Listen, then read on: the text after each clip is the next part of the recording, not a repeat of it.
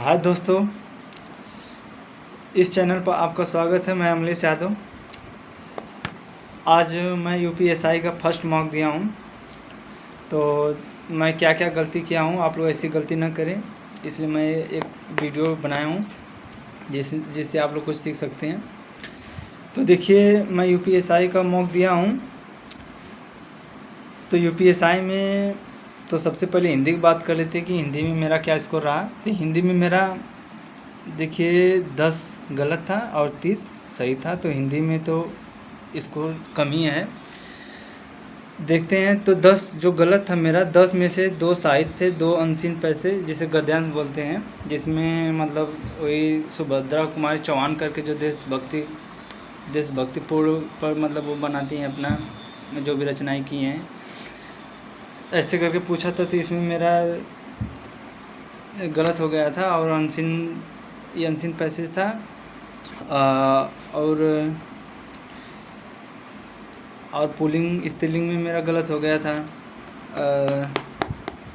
और एक मतलब करके था, क्या भूलूं क्या याद करूं, ये आप जानते ही होंगे, हरिवंश राय बच्चन की है। तो मैं जानता था हरिवंश राय बच्चन की, लेकिन ये पूछा था श्रेणी किस श्रेणी का भाग है, तो मुझे ये नहीं पता था, इसलिए मेरा हिंदी में गलत हो गया था। और एक आत्मजयी करके उस पर कोई सम्मान मिला था, तो वो पूछ रहा था ये किसको मतलब किस लेखक से संबंधित है आत्मजयी, तो ये भी मुझे पता नहीं था। और एक थे कृष्णायन करके थे, वो पूछ रहा है किस बोली से संबंधित हो, तो ये भी मुझे पता नहीं था, इसलिए मेरा 10 क्वेश्चन हिंदी में गलत हो गया। वही बात करते हैं रीजनिंग का। तो रीजनिंग में मेरा 32 सही था, 8 गलत था।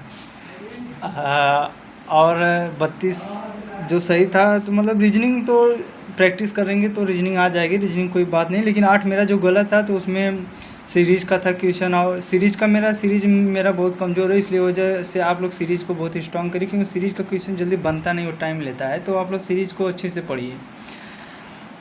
और रीजनिंग जो है वो समझ लिए पूरा प्रैक्टिस बेस्ड रहता है। प्रैक्टिस जितना आप करेंगे तो उसमें रीजनिंग में आपका मार्क क्लियर हो जाएगा। तो रीजनिंग में सीरीज़ का हो गया, और फिगर काउंटिंग हो गया, ये सब चैप्टर, और कैलेंडर हो गया, और घड़ी हो गया। ऐसे क्वेश्चन इसमें से आए थे, जो कुछ बना कुछ नहीं बना। और वही अर्थमेटिक बात कर लेते। तो अर्थमेटिक में क्या था, तो मैं लेटे हुए मॉक दे रहा था, तो इसलिए क्या टाइम कम पड़ गया। मैं लास्ट में मैथ देने लगा, तो उसमें थोड़ा ज़्यादा मैं पैनिक हो गया, तो इसलिए मेरा मैथ में 23 क्वेश्चन सही हुआ, 17 गलत हुआ। तो मैथ में मतलब CISI प्रॉफिट लॉस से आप मतलब बढ़िया यदि आ रहा है तो आप क्वेश्चन कर ले जाएंगे। टाइम एंड वर्क हो गया, बोट एंड स्टीम हो गया, ये सब कुछ क्वेश्चन मतलब कुछ टॉपिक हैं जिससे आप लोग क्वेश्चन बना सकते हैं। और वो 2 नया मतलब चैप्टर है, जैसे प्रोबेबिलिटी हो गया, और समांतर श्रेणी गुणोत्तर श्रेणी करके है। ये सब थोड़ा हम पढ़े भी नहीं थे, तो इसमें क्वेश्चन मेरा बना भी नहीं था, इसलिए मेरा बहुत ज़्यादा मैथ में गलत हो गया। इसलिए आप लोग ऐसा गलती ना करें, इस सबको बढ़िया से ध्यान से पढ़ें। अब मैं भी, मेरा फर्स्ट मॉक था, तो मुझे पता चला कि मॉक से ऐसे करना पड़ेगा, तो अब मैं ध्यान दूंगा अगली बार से। और वहीं GS की बात करते हैं, तो GS तो मेरा बहुत कमज़ोर है। 30 क्वेश्चन मेरा GS में सही हुआ है और 10 गलत हो गया है। और सबसे बड़ी बात कि मुझे पता नहीं था कि माइनस मार्किंग नहीं है इसमें, इसलिए मैं थोड़ा माइनस मार्किंग को लेकर चल रहा था। तो इसलिए लास्ट में जब टाइम कम पड़ने लगा, तो फिर मुझे एक भैया थे, कह रहे हैं अरे यार क्या कर रहे हो तुम, माइनस मार्किंग नहीं है, पूरा मारो। तो पूरा लगा दिए। तो ऐसे करके मेरा फर्स्ट मॉक का जर्नी रहा। और देखिए, किसी भी एग्ज़ाम की तैयारी करने से पहले भाई प्रैक्टिस बहुत इंपॉर्टेंट है, क्योंकि मेरा सिलेबस तो पूरा कंप्लीट नहीं, मैं 70% सिलेबस कंप्लीट है, इसलिए मैं मॉक ज़रूर देता हूँ। किसी भी एग्ज़ाम रहता है, कोई भी एग्ज़ाम रहता है, मॉक ज़रूर देता हूँ।